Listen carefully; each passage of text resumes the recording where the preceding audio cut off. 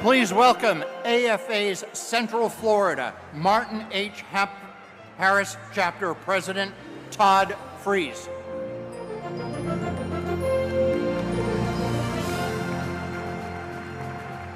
Thank you.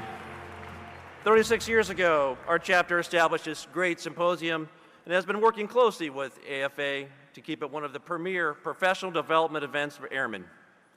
Today is our honor to participate in continuing that great tradition by hosting this session. I am pleased to introduce our keynote event to conclude our symposium. Lieutenant General John Thompson is responsible for approximately 6,000 airmen worldwide.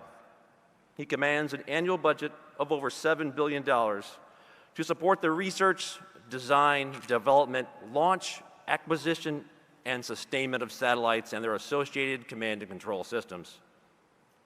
Accompanying General Thompson is global innovator Elon Musk. In 1983, he taught himself computer programming at the age of 12, sold the code for a basic-based video game called Blaster for approximately $500. And in 1995, he started Zip2, a web software company later renamed PayPal in 2001. But more recently, you might know him for revolutionizing electric cars as CEO and product architect of Tesla Motors. Development, that's all the Tesla owners. Development and manufacturing of advanced rockets and spacecraft for missions to and beyond Earth orbit as founder of Space Exploration Technologies, SpaceX. And conceptualizing high-speed transportation known as Hyperloop. And if you haven't heard some of these quotes by Elon Musk or Muskisms, let me introduce this one. Here's my first one. And when I first read it, I thought, while it applies to innovation, it's also written into the contract of every airman in this room and every man and woman who has served.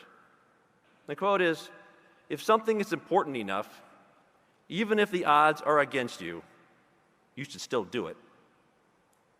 Now, looking back to our speech this morning by Dr. Roper, when he talked about innovation, one of the Muskism quotes is, "Failure is an option here. If things are not failing, you are not innovating enough." But my favorite quote, "I would like to die on Mars, just not on impact." General Thompson, Mr. Musk, over to you. Thank you. Welcome.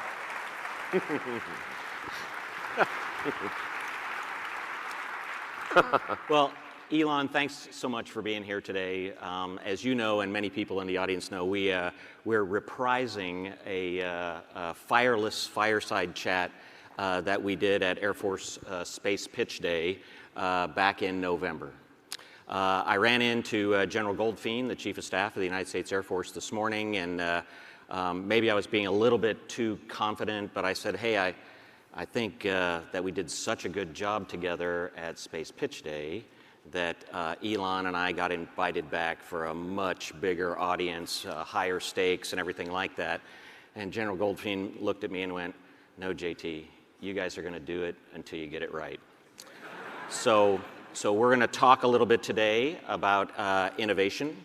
For those of you in the audience that nothing that was introduced about Elon made it to the prefrontal cortex, and you're like, I still don't know who this guy is. You may remember him from the movie role in Iron Man 2, or the TV show The Big Bang Theory. You may remember him, if you're old like me, when you used to have to do dial-in modems. You may remember how PayPal actually worked over a dial-in modem. Yeah. And if, just in case you've had your head in the sand for the last decade, you absolutely have to know him for Space Exploration Technologies, SpaceX, a tremendous partner of the United States Air Force in the space business, and for Tesla. So for just for grins, this fastest growing auto company on the planet most amazing capability. And when Elon pulled up, he and his entourage in 3 different Teslas this morning. How many Tesla owners do we have in the audience? Stand up if you're a Tesla owner. All right. Very nice. The factory. So, Elon, you and I have talked about whether the Air Force is the most innovative service. The Department of the Air Force now, the last time we interviewed, it was just the Air Force. Now we're the Air Force and the Space Force as part of the Department of the Air Force. Most of those people who stood up were in the front row. We have a lot of first adopters here in the front of the audience, apparently, or maybe those are the folks that just make the most money. Who knows?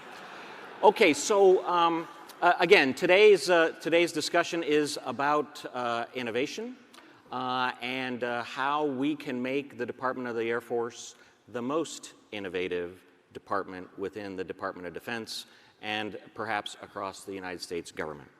So, Elon, question number 1. When you put a weapon system or a product into production and you start delivering it to your customers, very, very frequently there is a pushback within the production organization that, you know, we don't want to change that product too much. It's successful. We have a lot of legacy systems that we're responsible for in the Department of the Air Force. There is a lot of reticence at times to incrementally improve or add new capabilities to those systems. From the context of Tesla and SpaceX, how do you motivate your workforce? How do you work with your customers? How do you work with technologists in your ecosystems, your various ecosystems, to try and make sure that products don't become stagnant and they continue to incrementally improve over time? Sure. Well, first of all, thanks for having me here. It's an honor to be here with you and with everyone else from the Space/Air Force. And obviously I had a long relationship with the Air Force and very much appreciate the support over the years. So I just want to make sure to say that. And look forward to doing a lot of interesting things in the future. I think it's actually, it's cool that there is, that the creation of the Space Force is happening. I think it makes sense that there's a major branch for every domain, with that, so the domain of space and the domain of air are both important, but I think space is certainly a medium of its own. Sure. I think there's some very exciting things that are possible. If I may just say, like, what the public wants, I think, and actually I'm pretty confident that the public does want this, is Starfleet Academy. Or like, yeah, like how do we make Star Trek real? That'd be pretty amazing.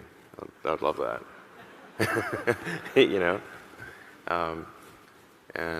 So I think like the fastest we can make sort of Starfleet real, then we should try to do that.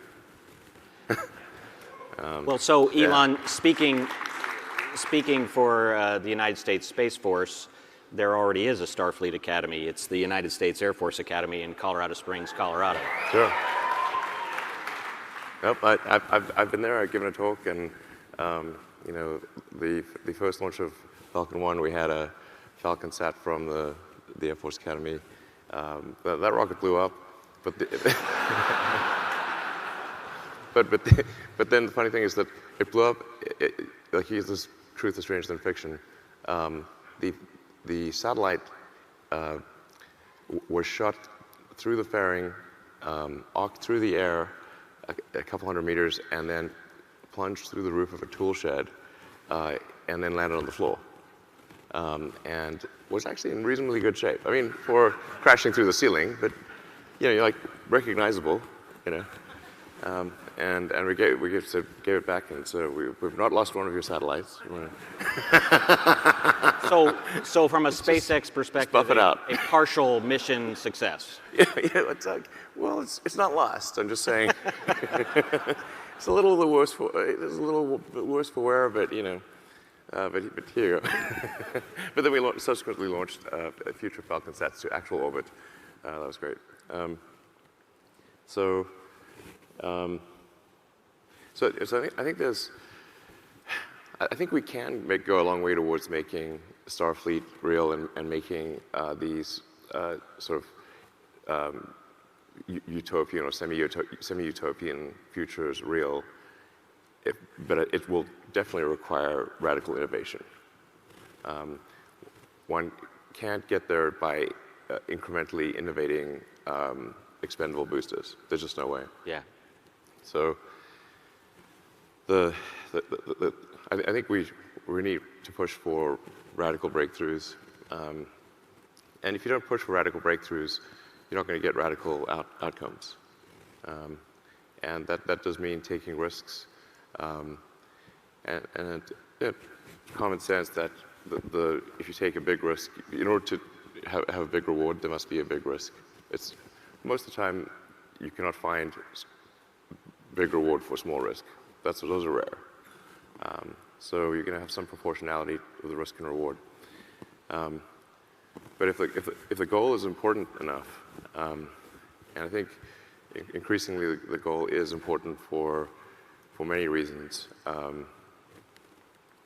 The goal of having the best technology in space, that is, I think, going to become increasingly important, and it'll be increasingly important for the United States to use what I think is its greatest attribute, which is invention and innovation, to create space technology that is the best in the world.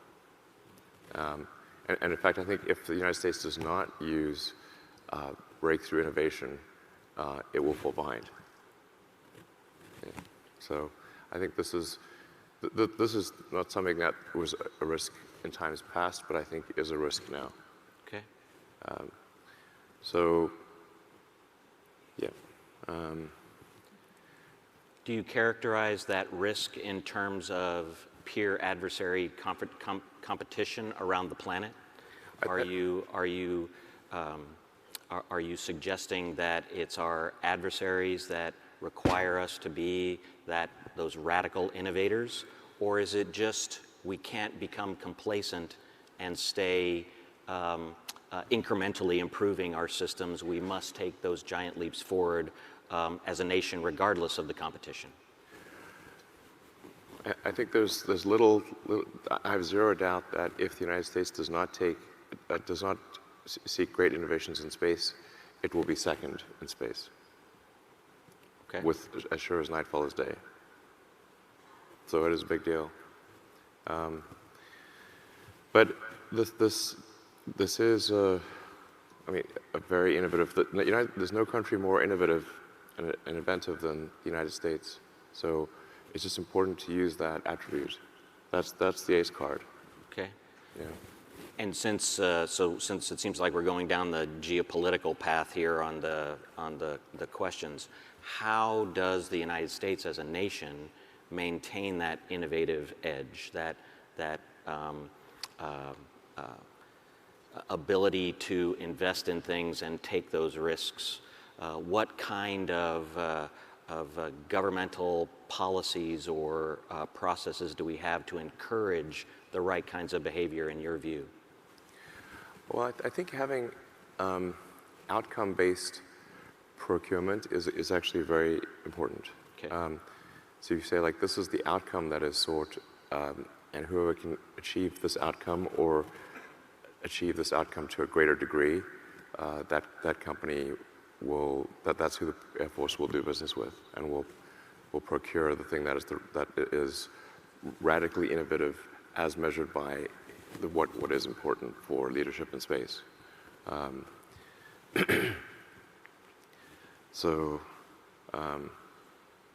I mean, I do think it's absolutely fundamental to achieve full reusability in access to space. This is the holy grail of space. At the point at which you have full reusability for orbital rockets, then you have a profound advantage over anyone else. It's profound. It would be like if in the Air Force, if you had planes that could be used once, and or if you had multi-use planes that could be flown over and over again, like normal, and all your adversaries had single-use planes, that would be no contest. It's the same thing in space. Okay. Yeah, this is extremely fundamental.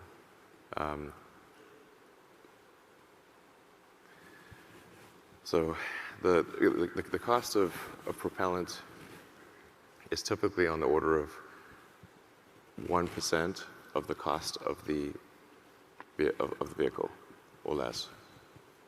So if you have a vehicle that is, say, I don't know, locks kerosene, like Falcon 9 or something like that, you know, it's the oxygen and the fuel are, yeah, maybe $500,000 or something like that. But then, depending upon the mission, the mission price can be anywhere from like $60 to $100 million. So, now Falcon 9 is a partially reusable vehicle, but not fully. The vehicle we're working on right now, which is quite difficult, is Starship. And yeah, that has the potential for full reusability. But I think it would be great to have other companies as well that are doing full reusability. I think competition is a good thing. It may seem at times that, you know, shouldn't we focus all our efforts on one system and rather than divide them and have two competing systems? Like, you know, not to cause controversy, but like, in my opinion, like, Joint Strike Fighter, there should be a competitor to JSF. That's I know it's a controversial subject, but you know, I think it's not good to have one provider. It's good to have competition where that competition is meaningful, and somebody can actually lose. That's like, you know, so then so yeah. Okay. Yeah. So in radical innovation, obviously the workforce is a really key component of that. I mean, during your PayPal days, you were actually doing coding, right? But in SpaceX and Tesla, they are so large that Elon can't do everything. What sort of things do you think about in terms of motivating a workforce like we have in the Department of the Air Force that will help them become more radically innovative? What sort of things do you look for in people or in processes that make the workforce better? Sure. Well, I think the massive thing that can be done is to make sure your incentive structure is such that innovation is rewarded and lack of innovation is punished. There's got to be a carrot and a stick. So if somebody is innovating and making good progress, then they should be promoted sooner. And if somebody is completely failing to innovate, not every role requires innovation, but if they're in a role where innovation should be happening and it's not happening, then they should either not be promoted or exited. And let me tell you, you'll get promoted. You'll get innovation real fast. Okay, let's stick. Yeah, it's like, how much do you want? Yeah. So does that carrot and stick approach help, do you think, people be more risk averse or less risk averse? Well, when trying different things, you've got to have some acceptance of failure, as you were alluding to earlier. Failure must be an option. if failure is not an option, it's going to result in extremely conservative choices, and you may get something even worse than lack of innovation. Things may go backwards.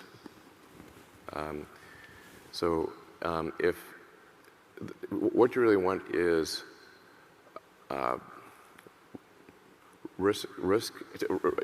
you want reward and punishment to be proportionate to the actions that you seek. So if what you're seeking is innovation, then you should reward success in innovation, and only there should be minor consequences for trying and failing. There should be minor. With significant rewards for trying and succeeding, minor consequences for trying and not succeeding, and major negative consequences for not trying. Okay. So if you have that incentive structure, you will get innovation like you can't believe. Okay. Yeah. So you've talked at Tesla shareholder meetings and in various interviews that you consider the machine that builds the machine Yes. to be just as important, if not more important, than the machine itself. Yeah. So we talked about the workforce aspects. Are there processes that you use within your company that are parts of that machine that you think are particularly valuable for innovative, radical change? Well, what I mean by the machine that builds the machine is that designing the production system of a new product is, I think, at least an order of magnitude or 2 orders of magnitude harder than designing the initial prototype. Yeah. And I think, like in America, there's been less importance in modern times placed on manufacturing, and I think this is a mistake. Like at this point, I would really classify, and in fact, I sent an email to SpaceX just saying this. Like, at this point, I think designing a rocket is trivial, just trivial. There's like tons of books you read them, you can understand equations, you can design a rocket. It's real easy. Yeah, if you say like 2-stage, 2% of your liftoff mass to orbit, just to design something like that, piece of cake. Now, if you say you want to go into production with that, or if you want to actually make, let's say the next step is you want to make even one of those things. Okay, now making even one of those things and getting it to orbit is hard. But the designing of it is not hard. The making of even one is hard. The making of a production line that builds and launches many is extremely hard. And then the next level beyond that would be creating a fully reusable system and having that be in volume production and volume launch. That's super, super hard. But by building a machine that builds a machine, I mean creating the production system. And I keep emphasizing to SpaceX, the hard part is making it and making lots of them and launching frequently. Because reuse must not just be, it can't be reuse like the shuttle. It's got to be rapid and complete reuse. So the shuttle was a case where the reuse was very slow and it was not complete. The main tank was lost every time, and refurbing the shuttle between flights was extremely expensive. It's not even clear whether it was worth recovering the booster shells from the ocean. So just like an aircraft, the rocket must be rapidly and completely reusable, and then you need lots of them. And then I've been sort of just doing back of the envelope of what's needed to establish a self-sustaining city on Mars. And these are like big numbers, but I think you need on the order of 1 million tons to the surface of Mars, useful payload, something like that. Because we sit on the top of a massive base of infrastructure, or the economy is, you think of all the things that are mined and then refined, and then just many steps in the refinement. And in order to produce like your phone or your toaster even, there's a vast base of industry that was required to produce even a simple household item. Yeah. It's very difficult. So you've got to recreate that on Mars. So 1 million tons on Mars means, and we're just talking orders of magnitude here. And hopefully it's not 10 million tons, and hopefully maybe it's less than 1 million tons, but probably not 100,000 tons. So that means you need to get about 5 million tons to Earth orbit of useful payload. So you're talking like so essentially, unless you have a launch system that is somewhere in the megaton per year range to orbit, it's not relevant. Okay. Yeah. So Starlink, Yeah. As you're scaling to build more and more Starlink satellites to go on more and more reusable rockets, what are some of the challenges you've had to overcome in Starlink production so that you can perfect that machine that builds the machine? Yeah, Starlink production is going well, actually. That was a hard thing to get right. We had many iterations on the Starlink prototypes, and then, as I said, then building the Starlink production line was, I don't know, 1,000% harder than designing the satellite to begin with. But it is important to have like to design for manufacturing and have a tight feedback loop between the design of the object and the manufacturing system.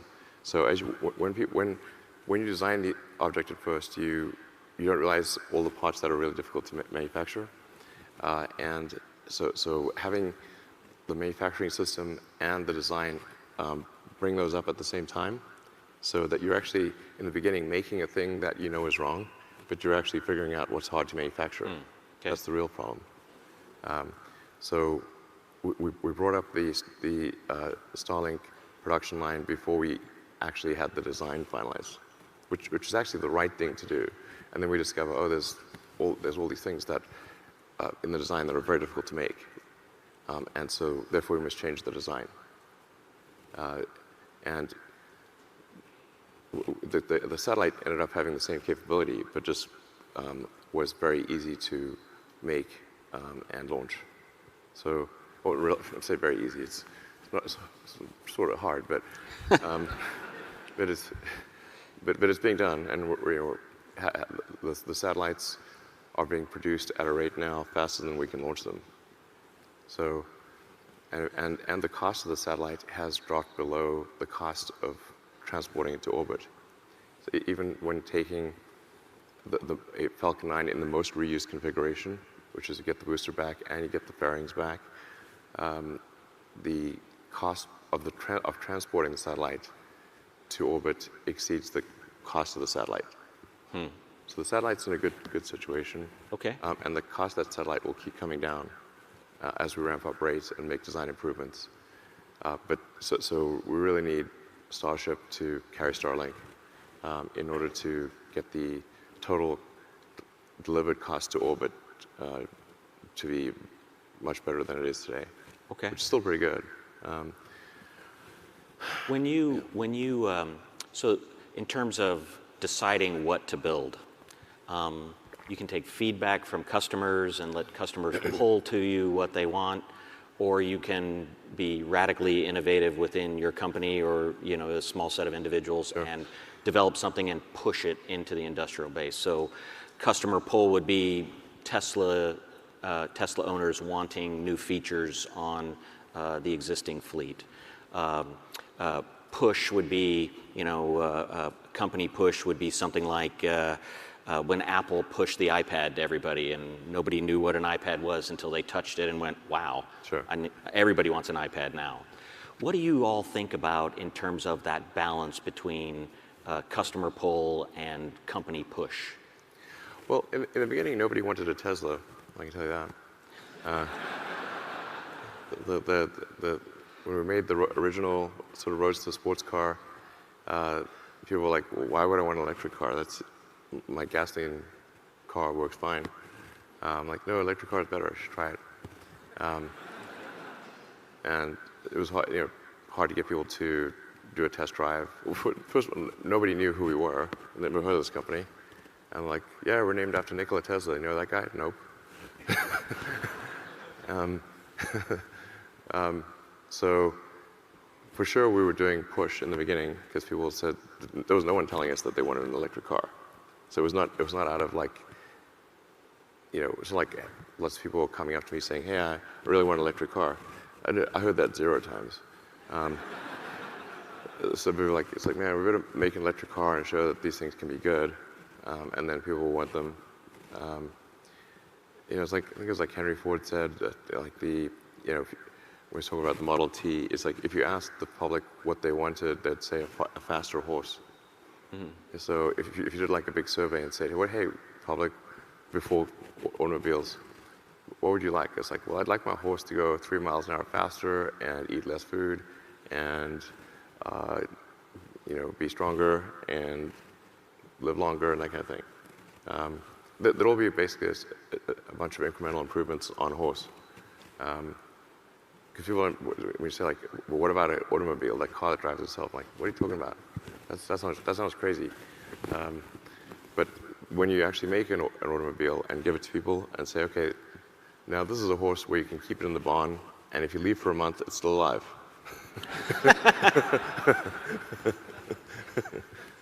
Yeah. So carry more weight than a horse and go further and that kind of thing.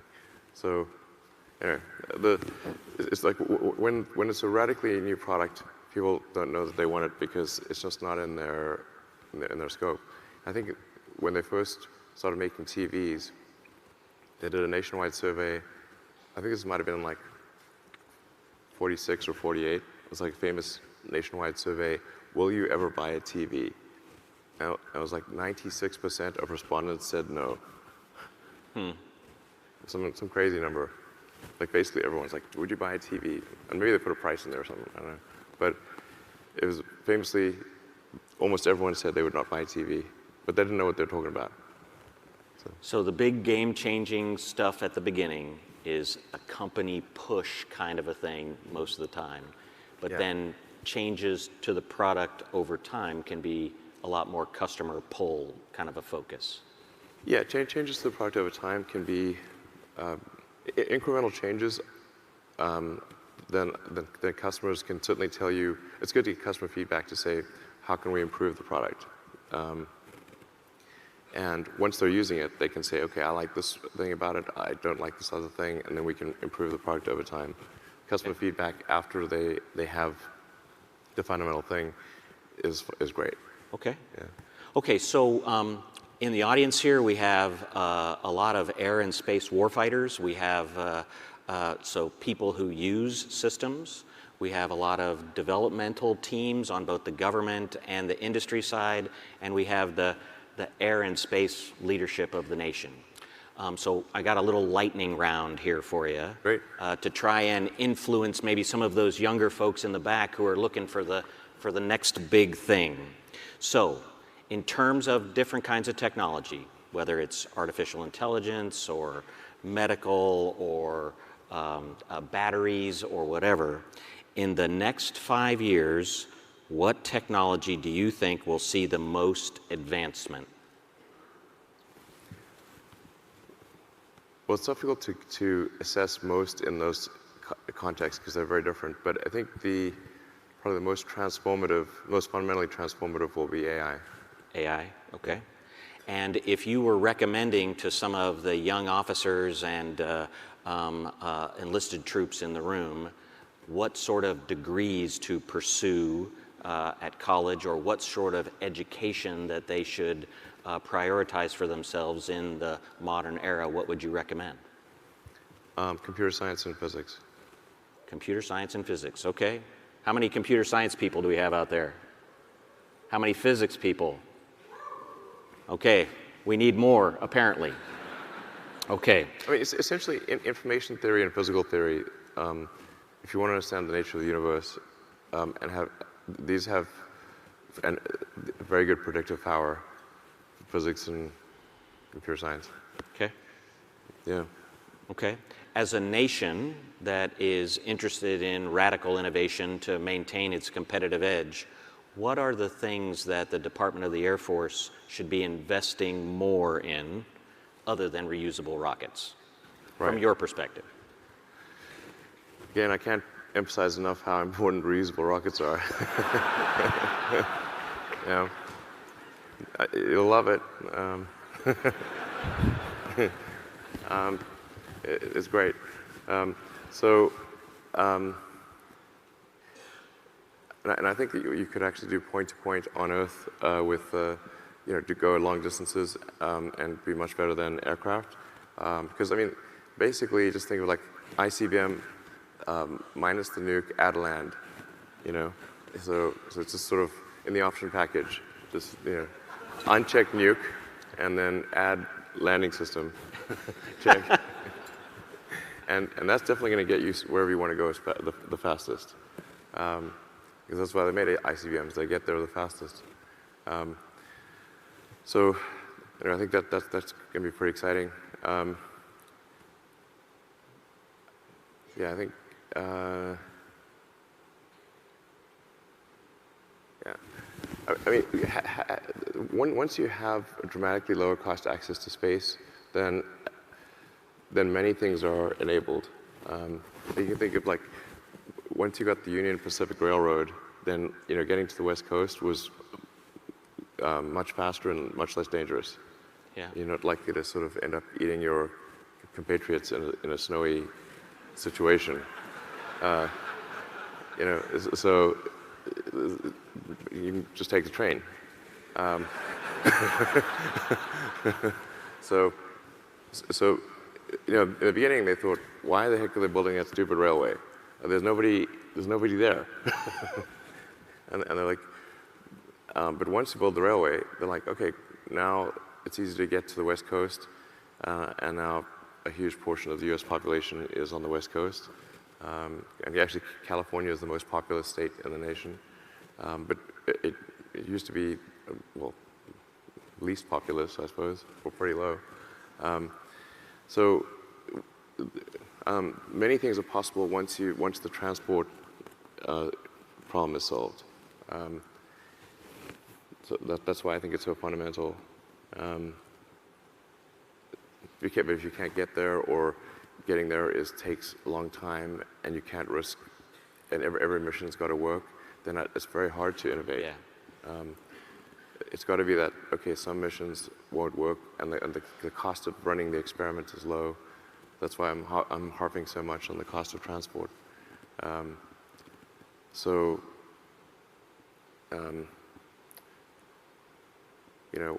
Once you're there, I think, say, establishing a base on the moon or base on Mars, there's just a tremendous amount of work that's needed to create a self-sustaining base on the moon or Mars, and it opens up a tremendous amount of opportunity, just as the Union Pacific Railroad did, by making access to the West Coast much easier. Okay. Yeah. I mean, outside of the space realm, I think there's still a lot of opportunity in tunnels. I've been saying that for a long time. And tunnels are great. They're really great.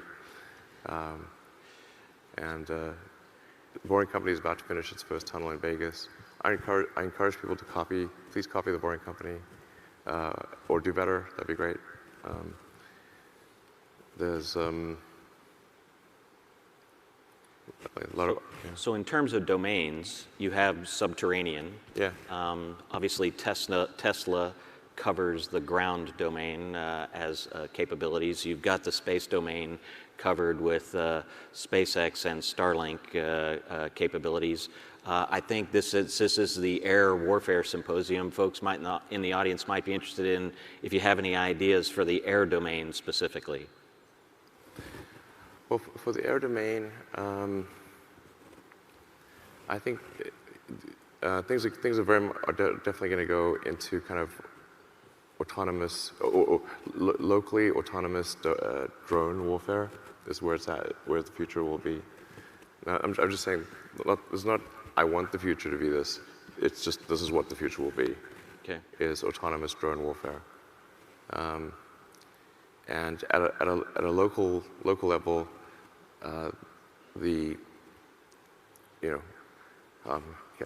can't believe I'm saying this because this is like dangerous, but it's simply what will occur is sort of drones locally being autonomous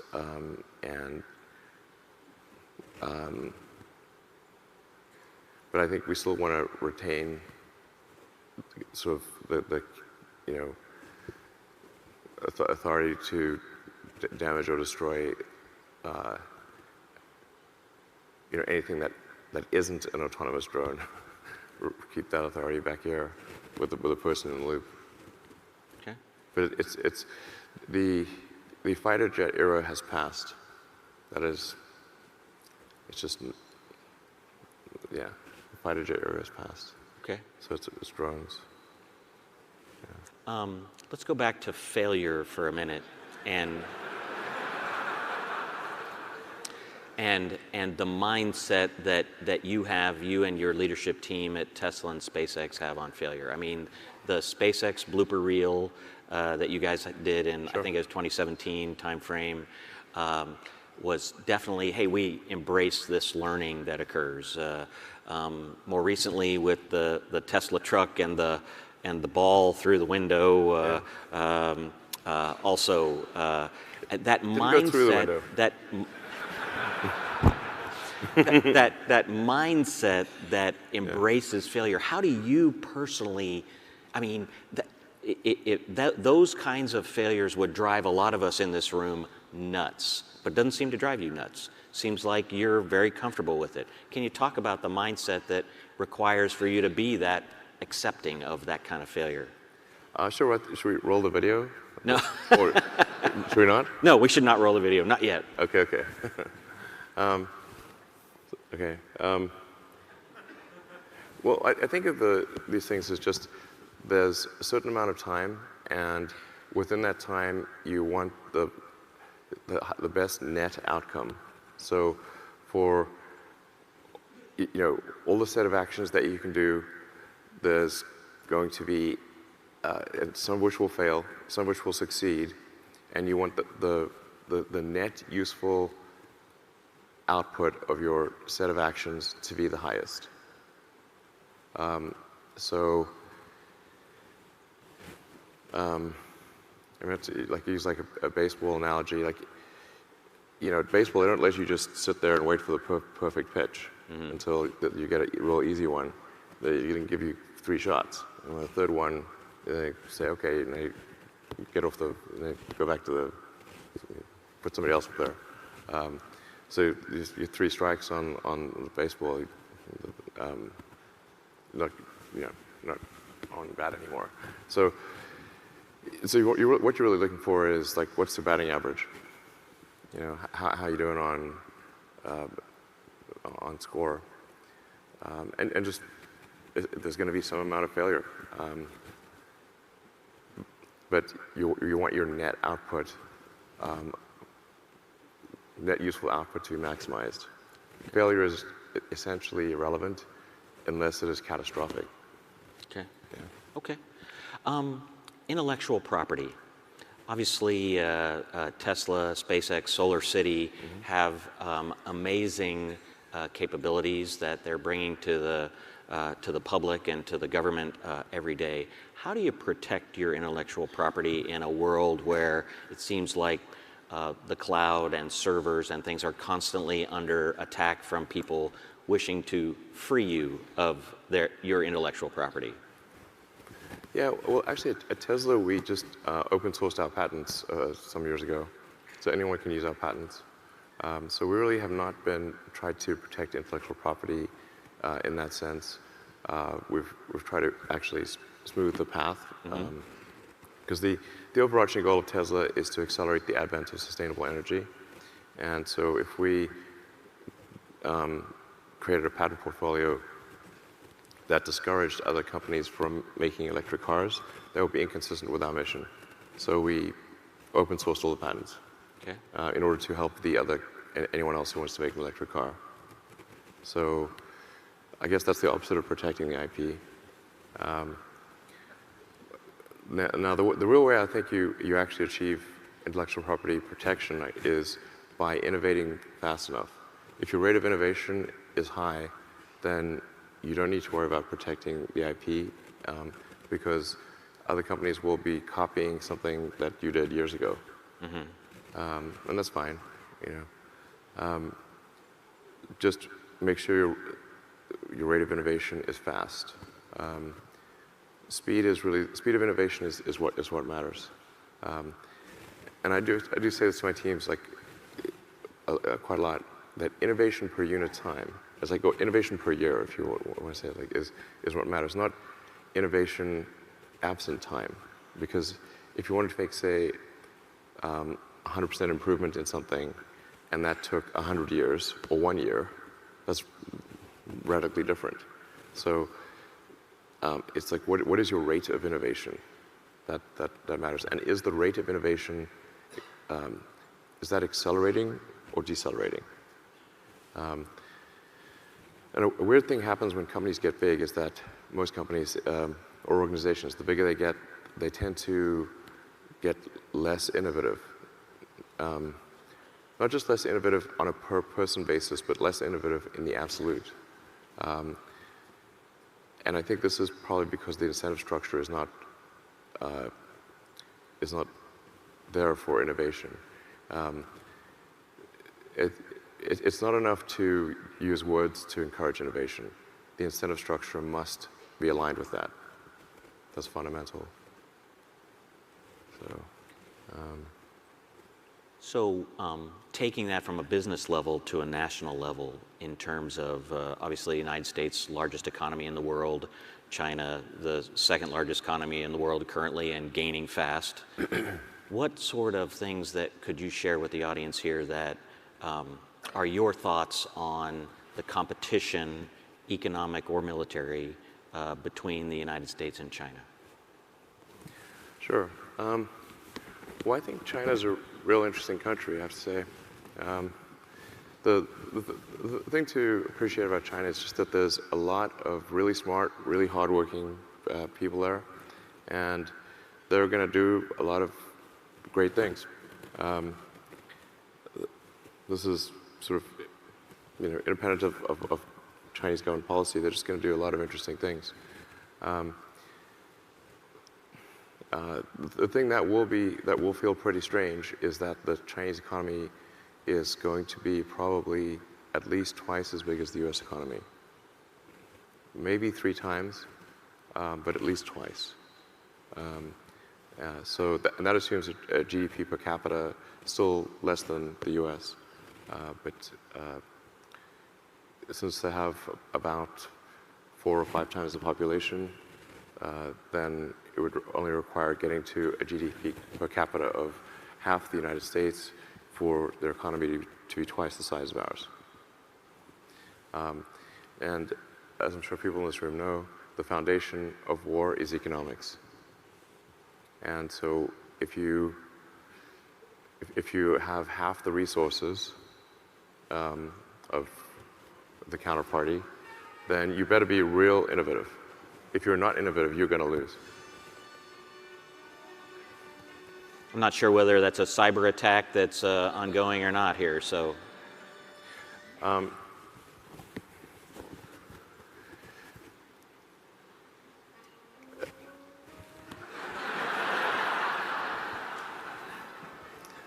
The clock says I have 11 minutes left. Is that not true? Let's get some smooth. All right, so smooth jazz, now Elon. smooth jazz. It's coming through the House system. We're working to get it shut off. Okay. Thank you.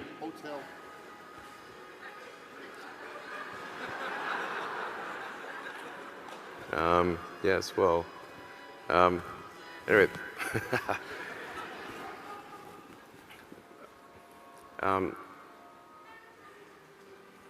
So yeah, with respect to China, China's economy is going to be 2 to 3 times the size of the U.S. economy, at least double.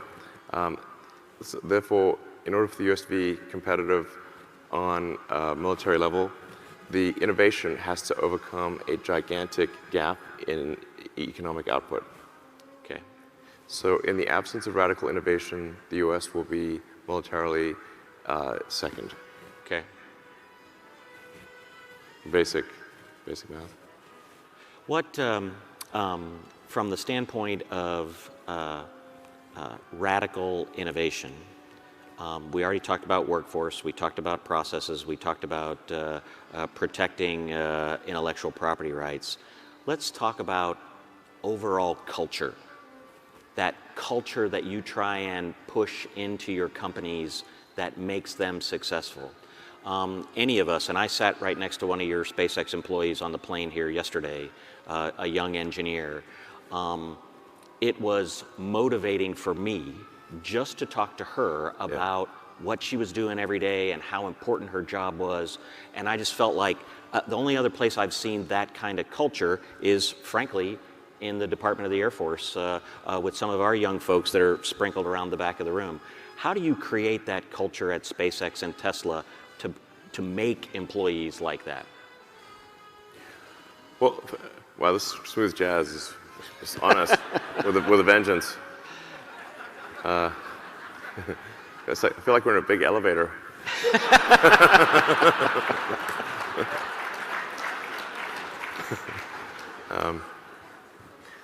So, well, first of all, when we interview people, we do ask for some evidence of exceptional ability, which in most cases includes innovation.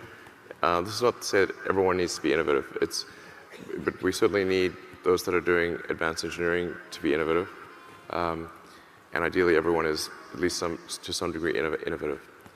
So at the interview point, we select for people who want to create new technology, and then the incentive structure is set up such that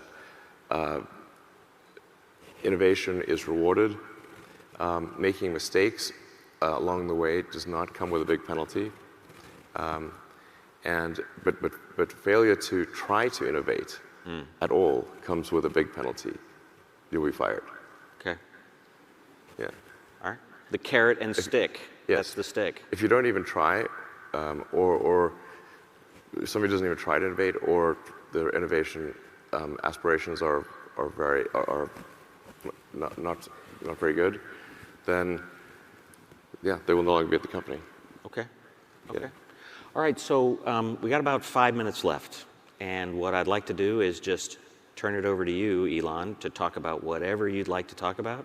If you have a message for the audience here, you have 1,000+ air and space professionals and the greatest air and space force on the planet. So what do you want to tell them? We got to make Starfleet happen.